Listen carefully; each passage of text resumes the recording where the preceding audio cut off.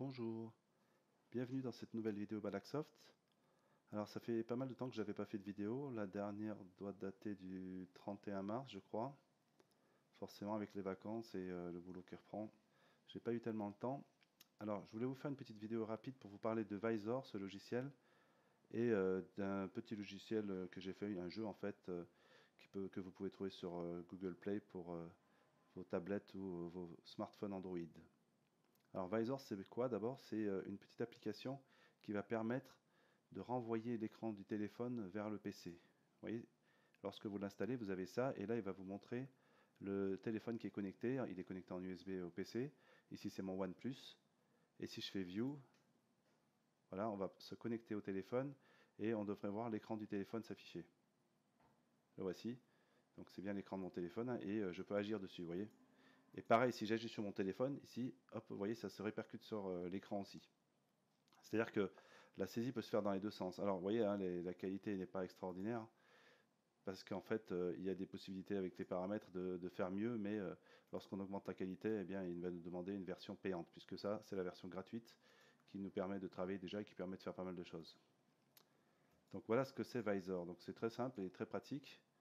Alors, ce que je voulais vous montrer, c'était ce jeu-là, Basket Slam, que j'ai développé avec Unity et que vous pouvez trouver sur Google Play. Je vous mettrai le lien dans la description. Donc, vous voyez, hein, là, ça met un petit peu de temps avant que la qualité ne s'améliore. Hein. On voit pas mal de pixelisation. Hein. Ça, c'est Visor. Hein. Sur mon téléphone, c'est propre, bien évidemment. Alors, ce jeu, c'est quoi hein? C'est juste un petit jeu où on lance des paniers avec un ballon de basket. C'est des lancers francs, en fait. Donc si je lance par exemple le mode 5 balls qui correspond à 5 lancers à une position, voilà, si j'utilise là, j'utilise l'écran de mon PC et ma souris, voilà, pour tirer. Mais je peux utiliser aussi mon téléphone, hein, là je vais le faire sur mon téléphone, là par exemple, vous voyez, ce lancer je l'ai fait sur le téléphone. Donc Visor permet les deux.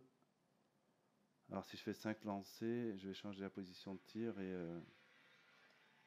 ensuite on va tirer les lancers d'un autre endroit.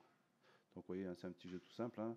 Donc assez simple à faire sur Unity. La difficulté, c'est plus après l'enrobage, hein, c'est-à-dire tout ce qu'on fait à côté. Vous voyez, la pluie, les petits écrans comme ça, ou l'écran de menu de démarrage, etc.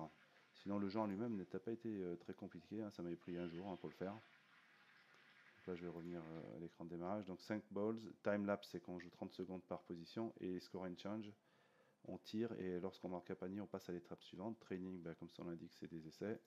Et les settings, vous voyez, vous pouvez jouer sur la musique, arrêter la musique, les effets spéciaux, demander ou ne pas demander le tutoriel. Et là, les crédits sur le jeu. Donc c'est quelque chose qui peut être fait assez facilement avec Unity. Ici, il y a la partie Google Play Services qu'on peut utiliser pour se connecter avec son compte Google. Alors celle-là, je ne l'ai pas encore développée. Hein. Je vais faire une version 0.5 du jeu, puisque je crois que j'étais en 0.4. Voilà, je suis en 0.4. Où on pourra faire la connexion. C'est quelque chose que j'ai déjà fait. Ça ne devrait pas poser de soucis. Donc n'hésitez pas à le télécharger juste pour voir. Si vous voulez les sources de ce jeu-là, je pourrais les mettre aussi à disposition dans la description du lien. Je ne vais pas le mettre pour l'instant, le temps de faire au moins la partie Google Play Services.